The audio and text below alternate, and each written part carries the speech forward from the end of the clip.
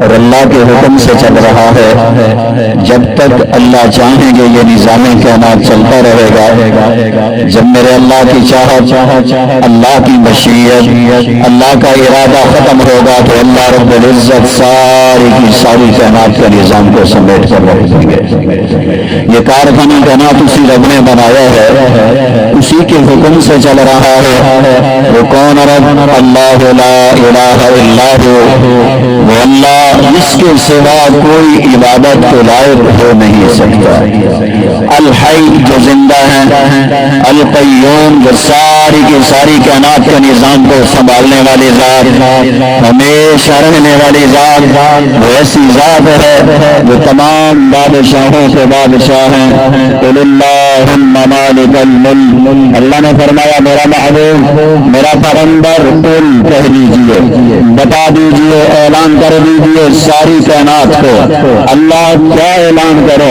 فرمایا میرا محمد میری بادشاہت کا اعلان کر دیجئے، ان دنیا کے عارضی بادشاہوں کو بتا دیجئے۔ اللہم مالک الملک، اللہ سب بادشاہوں کے بادشاہ ہیں۔ تؤتی الملک من تشاء، جسے چاہیں بادشاہ عطا فرما دیں۔ وتنزع الملک ممن تشاء، اور جس سے چاہیں بادشاہت چھین لیں۔ وتعز من تشاء وتذل من تشاء، اللہ جسے چاہیں عزت عطا فرما دیں، جسے چاہیں ذلیل رسوا اور پست کر دیں۔ بیدک الخیر، ہر بھلائی اللہ کے ہاتھ میں۔ وہو علی کل شیء قدیر، وہ ہر چیز پہ قدرت رکھنے والی ذات ہے۔ میرے قابل احترام دوستو، یہ نظام کائنات میرے اللہ کے حکم سے بنا ہے اور اسی کے حکم سے چل رہا ہے۔ اور سنو، کائنات کی ہر چیز میرے رب تعالیٰ کی تسبیح بیان کرتی ہے۔ سبح للہ ما فی السماوات و ما فی الارض، آسمانوں میں اور زمین میں جتنی بھی چیزیں ہیں سب میرے رب کی تسبیح بیان کرتی ہے۔ وہو العزیز الحکیم، وہ بڑی زبردست حکمت والی ذات ہے۔ لہو ملک السماوات والارض، آسمانوں پر اسی کی بادشاہت، زمین پر اسی کی بادشاہت۔ یحیی و یمیت، زندگی اور موت کے فیصلے اسی کے قبضہ قدرت میں ہیں۔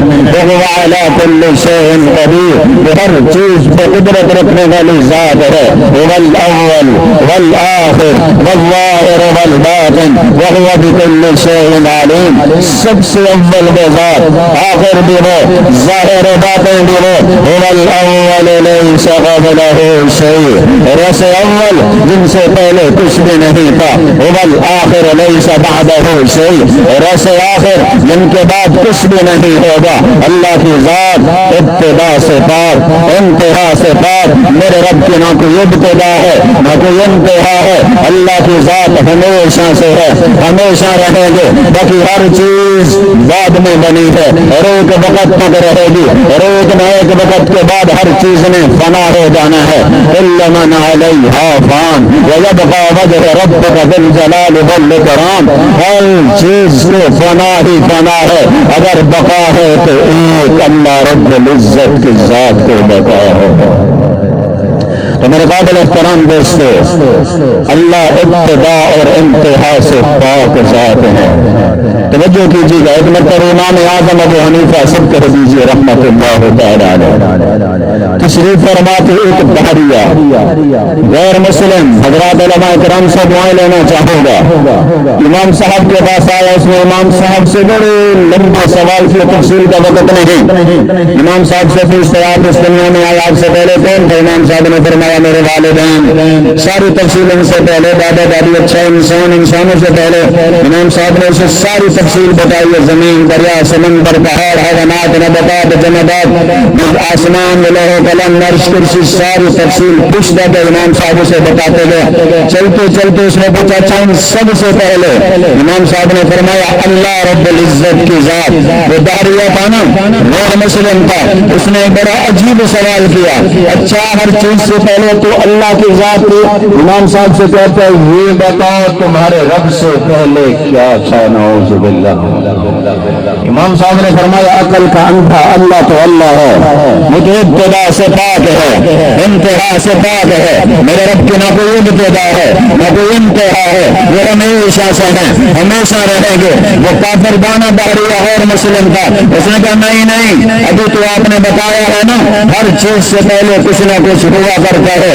یہ بتاؤ جو تمہارا رب ہے، جو تمہارا خالق ہے، مالک ہے، رازق ہے، حاکم ہے، مولا ہے، داتا ہے، بگڑی بنانے والا ہے، اس کے سامنے پیشانی جھکاتے ہو، سجدہ کرتے ہو، بتاؤ تمہارے رب سے پہلے کیا تھا؟ امام اعظم ابو حنیفہ رحمۃ اللہ تعالی علیہ فرماتے ہیں میں نے سوچا میں اسے قرآن پڑھ کے سناؤں گا، یہ نہیں مانے گا. میں اللہ کے نبی کی حدیث سے سناؤں گا، یہ نہیں مانے گا. یہ ہے تو کافر غیر مسلم، میں ذرا اسے اس کی زبان میں نہ سمجھا دوں. امام صاحب نے کہا اچھا آپ ایسا کرو، پڑے ہوئے ہو جی میں دنیاوی تعلیم رکھتا ہوں، آپ کو گنتی آتی ہو جی بالکل آتی ہے. امام صاحب نے فرمایا اچھا آپ ایسا کرو ذرا 10 سے الٹ مجھے گنتی سنا دو، میں آپ کے سوال کا جواب دیتا ہوں. اس نے کہا یہ تو بڑی بات ہے سنو. امام صاحب نے کہا سنو. اس نے شروع کر دی 10 9 8 7 6 5 4 3 2 1 جب ایک پہ پہنچا خاموش ہو گیا. امام اعظم ابو حنیفہ رحمۃ اللہ تعالی علیہ نے فرمایا بتاؤ اب ایک سے پہلے کیا ہوتا ہے؟ کہتا ایک تو ایک ہوتا ہے، اس سے پہلے تو کچھ نہیں ہو سکتا. امام اعظم ابو حنیفہ رحمۃ اللہ تعالی علیہ نے فرمایا عقل کے اندھے سنو، اللہ واحد، اللہ بھی ایک ہے، تنہا ہے، یکتا ہے، اکیلا ہے. ساری کی ساری کائنات کا نظام میرے رب کے بعد چل رہا ہے، میرے رب سے پہلے کائنات میں کچھ بھی نہیں ہو سکتا. تو میرے قابل احترام دوستو اللہ کی ذات ابتدا سے پاک، انتہا سے پاک، لا مثل ولا مثال ولا شریک ولا معین نہ اس کی کوئی مثل ہے، نہ اس کی کوئی مثال ہے، نہ اس کا کوئی شریک ہے، نہ اس کا کوئی مددگار ہے. نعوذ باللہ ناموں کسی کے ماتحت ہیں. سنو میرے رب کا قرآن اللہ واحد، میرا محبوب میرا پیغمبر قل کہہ دیجئے، بتا دیجئے، اعلان کر دیجئے ساری کائنات کو. اللہ کیا اعلان کرو؟ میرا محمد میری وحدانیت میری توحید کا اعلان کر دیجئے. کہہ دیجئے اللہ واحد، اللہ ایک ہے، اللہ الصمد، وہ غنی ذات ہے، لم یلد ولم یولد، نہ وہ کسی سے پیدا ہوئے نہ ہم سے کوئی پیدا ہوا، ولم یکن لہ کفوا احد، اور نہ پوری کی پوری کائنات میں میرے رب تعالیٰ کا ہم اللہ کوئی ہو سکتا ہے. تو میرے قابل احترام دوستو اتنی بڑے عظیم بادشاہ کے ہم غلام ہیں. بہرحال وقت مختصر ہے ورنہ میں قرآن پڑھتا جاؤں، رب کی تعریفی کلمات سناتا جاؤں، فکر نہیں کرتا تحدیث کے نعمت کے طور پہ کہہ رہا ہے. الحمدللہ یہ پوری رات گزر جائے گی، آپ احباب تھک جائیں گے، میں تھک جاؤں گا، گلا جواب دے جائے گا، پر میرے رب کے تعریفی کلمات کبھی نہیں ختم ہو سکتے. تو میرے بزرگوں میرے نوجوانوں جیسے اللہ کی ذات عظیم ہے ویسے آج ہم جس محفل میں بیٹھے جس مجلس میں بیٹھے ہوئے ہیں، جس کتاب کے اختتام پر آج کی یہ محفل منعقد کی گئی ہے وہ کتاب کی عظمت شان مقام رفعت اور بلندی والی کتاب ہے. اپنے علماء سے کافی ساری تفصیلیں سن لی ہیں. یہ قرآن لاریب کتاب ہے، یہ عظمت والی کتاب ہے، یہ شان و مقام و رفعت اور بلندی والی کتاب ہے. اس کتاب کا مقابلہ کائنات کی کوئی کتاب آج تک نہیں کر سکی. اللہ رب العزت نے اسے بے مثل و بے مثال بنا دیا ہے. اس جیسی مثال بھی کائنات میں کوئی آج تک نہیں بنا سکا. میرے بزرگوں میرے نوجوانوں یہ قرآن عظمت والی کتاب ہے، جس نے اس کے ساتھ تعلق جوڑا ہے اللہ نے اسے بھی عظیم بنا دیا ہے، اللہ نے اسے بھی بہترین مقام عطا فرما دیا ہے۔ آؤ میں آپ کو قرآن والوں کی عظمت آپ احباب کے پیش گزار کرنا چاہتا ہوں۔ یہ قرآن جس آدمی کا تعلق اس کے ساتھ ہوتا ہے، جو اسے پڑھتا ہے، جو اسے سینے میں محفوظ کرتا ہے، جو اس کی تلاوت کیا کرتا ہے، جو اس کے مطابق اس کے احکامات کے مطابق اپنی زندگی بسر کرتا ہے، یہ قرآن وفادار کتاب ہے، یہ دنیا میں اسے عزت دلاتی ہے۔ موت کے وقت یہ قرآن ساتھ ہوتا ہے، قبر میں یہ قرآن ساتھ ہوتا ہے، میدان محشر میں یہ قرآن ساتھ ہوگا۔ جب تک یہ آدمی جنت میں نہیں داخل ہوگا اس وقت تک اللہ کا یہ عظیم کلام اس کا ساتھ نہیں چھوڑے گا۔ دنیا میں آپ نے دیکھا ہوگا حضرت قاری ساجد صاحب دعائیں لینا چاہو گا، آپ نے دیکھا ہوگا ایک غریب کا بچہ ہے، کسی روڑی بان کا، کسی مزدور کا بچہ، سادہ سا لباس اس نے پہن رکھا ہے، سادی سی ٹوپی اس کے سر پر ہے، ایک غریب گھر سے تعلق رکھنے والا، لیکن جب اس نے اپنی سینے میں اللہ کے اس عظیم کلام کو محفوظ کیا، آپ نے دیکھا ہوگا ابھی رمضان المبارک آنے والا ہے، آپ مساجد میں جائیں، آپ جگہ جگہ پہ مدرسے میں وزٹ کریں، بڑے بڑے ذمہ دار، یہ فلاں خان صاحب ہیں، یہ کروڑوں روپے کا مالک ہے، یہ فلاں ملک صاحب ہے، یہ چودھری صاحب، یہ فلاں صاحب، فلاں صاحب، فلاں صاحب، یہ بھائی اتنا بڑا کاروباری ہے، اتنی اس کی دنیا میں عزت ہے، اس کی گاڑیاں بنگلے کوٹیاں فلاں کچھ، یہ پیچھے ٹھہرا ہوا ہے، یہ غریب مزدور کا بچہ مسلح کا وارث بن کے اسے نماز پڑھا رہا ہوتا ہے۔ اس قرآن کی شان ہے، قرآن کی برکت ہے۔ میرے بزرگوں، میرے نوجوانوں، یہ تو دنیا میں ہے، آپ نے دیکھا ہوگا کافی سارے اعزازات ہیں، کافی سارے اعزازات ہیں جو اللہ رب العزت قرآن کی برکت سے لوگوں کو عطا فرماتے ہیں۔ آج میں پنجاب کے ایک شہر کے ایک گاؤں سے یہاں کراچی آیا ہوں، کہ میری شکل صورت اچھی نہیں، نہ کہ یہاں میرا رشتہ دار رہتا ہے، نہ میں نے کسی کو پیسے دے دیں بھی آپ مجھے یہاں بلوائیں، نہ میں جاننے والا ہوں، اگر وہاں سے آج یہاں آیا ہے تو اس قرآن کی برکت سے لوگ محبت کرتے ہیں۔ پورے پاکستان کراچی سے لے کر اسلام آباد تک لوگ بلاتے ہیں، محبتیں کرتے ہیں، دل کی پتیاں بکھیرتے ہیں، بڑی عزت اور احترام سے پیش آتے ہیں۔ میں غریب گھر سے تعلق رکھتا ہوں، میرے بزرگوں، میرے نوجوانوں، اللہ کی قسم اٹھا کے کہہ رہا ہوں، یہ صرف اور صرف کسی عظیم کلام کی برکت ہے، رب کے قرآن کی برکت ہے، یہ دین کی برکت ہے۔ آج اللہ پورے ملک میں بڑی عزت اور احترام دیتے ہیں، کوئی اور وجہ نہیں، کوئی اور کمال نہیں، کوئی اور خوبی نہیں، صرف یہی ایک خوبی ہے کہ اللہ کے قرآن کو سینے میں محفوظ کیا ہے، رب کے قرآن کے ساتھ تعلق جوڑا ہے، دین کے ساتھ وابستہ ہے، علم پڑھا ہے، علم آگے پھیلا رہے ہیں، لوگوں کو بتا رہے ہیں، محمد مصطفیٰ کی شریعت کو سنا رہے ہیں، اللہ کے نبی کے احکامات لوگوں تک پہنچا رہے ہیں، قرآن کے احکامات پہنچا رہے ہیں، لوگوں کو قرآن کی عظمتیں بتا رہے ہیں، دین کی تبلیغ دے رہے ہیں۔ اس کی برکت سے اللہ رب العزت نے اتنی عزت دے رکھی ہے، شاید میں نے اپنے علاقے میں دیکھا ایک طرف MLA کھڑا ہوتا ہے اور ایک طرف یہ ناچیز، میں اپنی تعریف نہیں کر رہا، میرا اللہ مجھے معاف کرے، میں قرآن کی عظمت بتانے کے لیے یہ الفاظ کہہ رہا ہوں، لوگ زیادہ تر اس MLA کو کم لوگ مل رہے ہوتے ہیں، عالم دین کو، حافظ قرآن کے پاس لوگ زیادہ ہوتے ہیں، لوگ اس کی عزت کم کرتے ہیں، لوگ دین والے بندے کی عزت زیادہ کر رہے ہوتے ہیں۔ وجہ کیا ہے کہ اس کے سینے میں اللہ کا قرآن ہے، میرے پیارے پیغمبر کی سنت ہے، محبوب کی شریعت ہے، یہ قرآن کو پڑھا ہے، سینے میں محفوظ کیا ہے، تعلق جوڑا ہے، اس کے مطابق عمل کر رہے ہیں، جس کی وجہ سے اللہ رب العزت نے دنیا میں اعزازات دے رکھے ہیں۔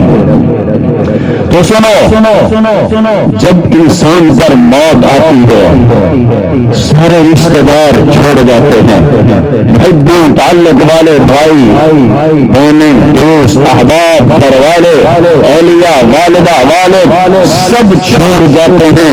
میرے بزرگوں، واحد یہ قرآن مقدس ایسا ہے جو انسان کو موت کے وقت تنہا نہیں چھوڑتا۔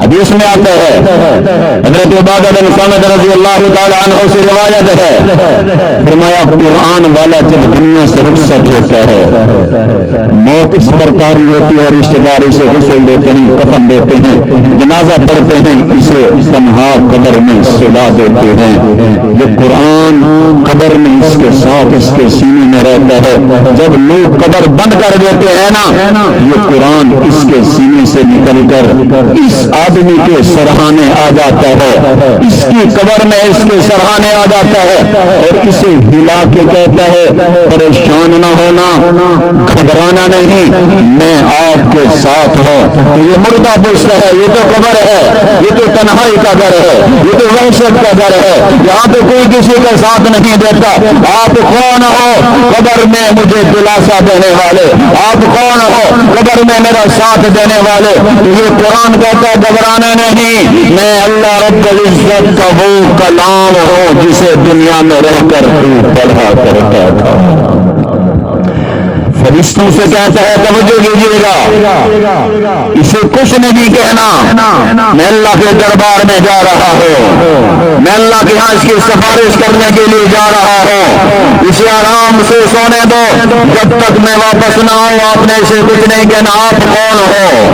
یہ فرشتوں سے کہتا ہے میں اللہ کا عظیم کلام ہوں، میں قرآن مقدس ہوں، میں رب کی لا ریب کتاب ہوں۔ تو میرے بزرگوں، میرے نوجوانوں، اللہ کے پیغمبر کا عظیم فرمان ہے، یہ قرآن اللہ کے دربار میں پیش ہوتا ہے اور اللہ سے سفارش کرتا ہے اللہ فلاں بن فلاں یہ دنیا میں رہ کر میری تلاوت کیا کرتا تھا، میں اس کے سینے میں محفوظ ہوتا تھا، رات کو اس وقت تک نہیں سوتا تھا جب تک میری تلاوت نہ کرے، جب صبح اٹھتا تھا کوئی دکان کی طرف، کوئی تجارت کی طرف، کوئی ملازمت کی طرف، کوئی کارخانے کی طرف، کوئی فیکٹری کی طرف، کوئی دنیا کے معاملات میں کوئی موبائل اٹھا لیتا، کوئی اخبار اٹھا لیتا، کوئی رجسٹر اٹھا لیتا، اللہ یہ وہ خوش قسمت انسان ہے صبح اٹھتے ہی میری تلاوت کیا کرتا تھا، رات کو مجھے پڑھا کرتا تھا، تراویح میں مجھے پڑھتا تھا، مجھے سنتا تھا، میری زیارت کرتا تھا، مجھے چومتا تھا، میرا احترام کرتا تھا، یہ قرآن والوں کے ساتھ بڑا تعلق جوڑا ہوا تھا۔ اللہ میں آپ کا کلام ہو کر آپ کے دربار میں سفارش کرتا ہوں، میرا رب اگر اس کے کچھ گناہ ہیں ان گناہوں کو معاف فرما کر اس کی قبر کو جنت کا باغ بنا دیجیے۔ کہ اللہ رب العزت کلام مقدس کی سفارش کو سنتے ہیں اور سب سے پہلا اعزاز جو اس قرآن والے کو دیا جاتا ہے، میرے پٹھان برادری کے بزرگوں، میرے نوجوانوں، باقی برادروں سے آئے ہوئے معزز مہمانان گرامی، حضرات علماء کرام، حضرات قرہ کرام، توجہ کیجیے گا اور دل کی تخلیوں کی یہ باتیں لکھ جانا۔ حدیث سنا رہا ہو، حدیث اللہ رب العزت اس قرآن کی سفارش قبول فرماتے ہیں، 1000 نورانی فرشتے کو اللہ بلاتے ہیں، 1000 نورانی فرشتے کو اللہ بلاتے ہیں اور کہتے ہیں میرے اس کلام کے ساتھ یہ ہدیوں، یہ تحفے، یہ گفٹ لے کر اس آدمی کی قبر میں آپ چلے جائیں۔ تو یہ قرآن 1000 نورانی فرشتہ اور اپنے ساتھ 4 قسم کے گفٹ لے کر اس آدمی کی قبر میں دوبارہ داخل ہوتا ہے۔ حضرت قاری صادق صاحب توجہ کیجیے گا، وفا دیکھیں، وفا دیکھیں، جیسے کہ یہ قرآن مقدس قبر میں داخل ہوتا ہے آتے ہی اس مردے سے پوچھتا ہے بتاؤ میں جو تھوڑی دیر کے لیے آپ سے جدا ہوا تھا کسی نے ستایا تو نہیں؟ کسی کیڑے مکوڑے سانپ بچھو نے تکلیف تو نہیں دی، میں جو کچھ دیر کے لیے جدا ہوا تھا آتے ہی یہ پوچھتا ہے اور نورانی فرشتے اس کی قبر میں داخل ہوتے ہیں، اس کی قبر منور ہو جاتی ہے، 4 گفٹ لے کر آتے ہیں۔ وہ 4 گفٹ کیا ہے؟ ایک جنت کا بچھونا، اسے اٹھا دیا جاتا ہے، اسے خوشخبری سنا دی جاتی ہے اب گھبرانا نہیں، میں آپ کے لیے تحفے لے کر آیا ہوں، یہ جنت کا بچھونا آپ کے نیچے بچھا دیا گیا ہے، قیامت تک یہ تر تازہ اور نرم رہے گا، نہ زیادہ گرم ہوگا نہ زیادہ ٹھنڈا ہوگا، یہ ہمیشہ ہمیشہ جب تک قیامت نہیں قائم ہوگی یہ بستر ہمیشہ آپ کو آرام دیتا رہے گا۔ اور ایک جنت کی اوڑھنی اس کے پاؤں کی طرف رکھ دی جاتی ہے، اگر آپ کو سردی لگنے لگے تو یہ اوڑھ لینا۔ اور ایک جنت سے لایا ہوا یاسمین کا پھول، توجہ، یاسمین کا پھول جنت سے لایا ہوا اس قرآن والے کے سینے پر رکھ دیا جاتا ہے اور اعلان کر دیا جاتا ہے، جب تجھے گھبراہٹ محسوس ہونے لگے، جب گھر والوں کی، رشتے داروں کی، کسی کی یاد آنے لگے، اس پھول سے خوشبو لے لینا، اس کی برکت سے اللہ آپ کی گھبراہٹیں دور فرما دے گے۔ اور یہ جنت کا پھول ہے، مرجھائے گا نہیں، اس کی خوشبو نہیں ختم ہوگی، یہ قیامت تک یہ پھول تر و تازہ رہے گا اور آپ کو خوشبو دیتا رہے گا۔ اور چوتھا تحفہ کیا ہے؟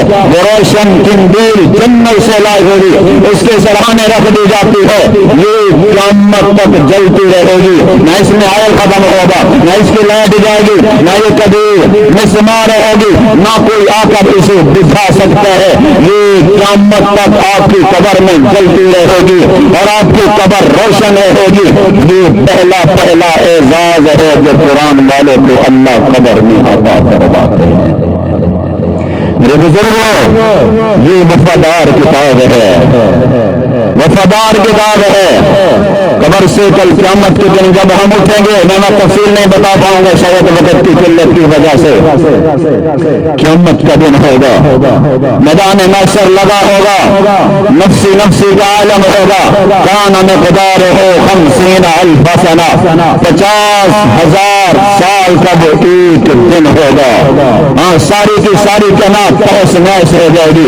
کلا اذا دکت الارض دکا دکا، زمین کو ٹوٹ ٹوٹ کر ریزہ ریزہ کر دیا جائے گا۔ منشقت السماء، یہ آسمان پھٹ جائے گا۔ اذا الشمس كورت واذا النجوم انكدرت واذا الجبال سيرت اذا السماء انفطرت واذا الكواكب انتثرت واذا البحار فجرت، یہ چاند سورج ستارے ختم، یہ دریا سمندر پہاڑ حیوانات نباتات جمادات، یہ ساری کی ساری کائنات تحس نحس ہو جائے گی، ساری کائنات کو اللہ تباہ و برباد کر دیں گے۔ وہ قیامت کا ہیبت ناک دن ہوگا، دہشت ناک دن ہوگا، میں تفصیل نہیں بتا پا رہا۔ فإذا جاءت الطامة الكبرى فإذا جاءت الصاخة، وہ ایک بہت بڑا ہنگامہ، ایک بہت بڑی چیز، القارعة ما القارعة وما أدراك ما القارعة۔ اللہ کا قرآن قیامت کا نقشہ کھینچ رہا ہے، منظر پیش کر رہا ہے، وہ کڑکڑانے والی ما القارعة، کیا ہے وہ کڑکڑا دینے والی، وما أدراك ما القارعة، لوگوں تمہیں خبر ہی نہیں ہے وہ ساری کائنات کے نظام کو کڑکڑا دینے والی کیا ہے۔ یوم یکون الناس کالفراش المبثوث، جس دن انسان پرندوں کی طرح اڑ رہے ہوں گے، وتکون الجبال کالعہن المنفوش، یہ مضبوط پہاڑ، ان کی یہ کیفیت ہوگی جیسے ہم کپاس کو رونتے ہیں اور اسے مشین میں ڈالتے ہیں اور مشین سے چھوٹے چھوٹے ذرات نکل کر فضا میں بکھر رہے ہوتے ہیں۔ قیامت کے دن ان پہاڑوں کی یہ کیفیت ہوگی۔ یہ قیامت کا ہیبتناک دن ہوگا۔ میں مختصر کروں، اللہ رب العزت عدالت اور انصاف کا ترازو لگائیں گے۔ ونزع الموازین القسط، یہ پاکستان کی عدالت نہیں، یہاں مجرم کو چھوڑا جا رہا ہے، کسی کو نہ حق پکڑ کے سزائیں دی جا رہی ہیں۔ موازین القسط، عدالت اور انصاف کا ترازو لگے گا۔ فلا تظلم نفس شیئا، ایک ذرہ برابر بھی کسی کے ساتھ کمی اور زیادتی نہیں کی جائے گی۔ یہ قیامت کا ہیبت ناک دن ہوگا، یہ وحشت ناک دن ہوگا۔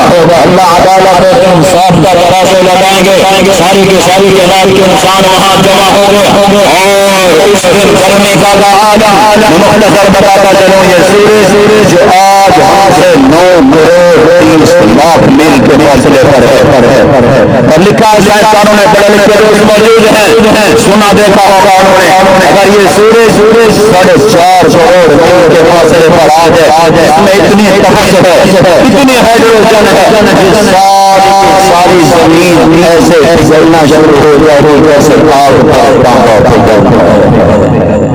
تو کیا قیامت کے دن یہ سورج کوئی 9 کروڑ نہیں، کوئی 4 کروڑ 100 کروڑ 100 میل نہیں، روایت میں آتا ہے 1 میل کے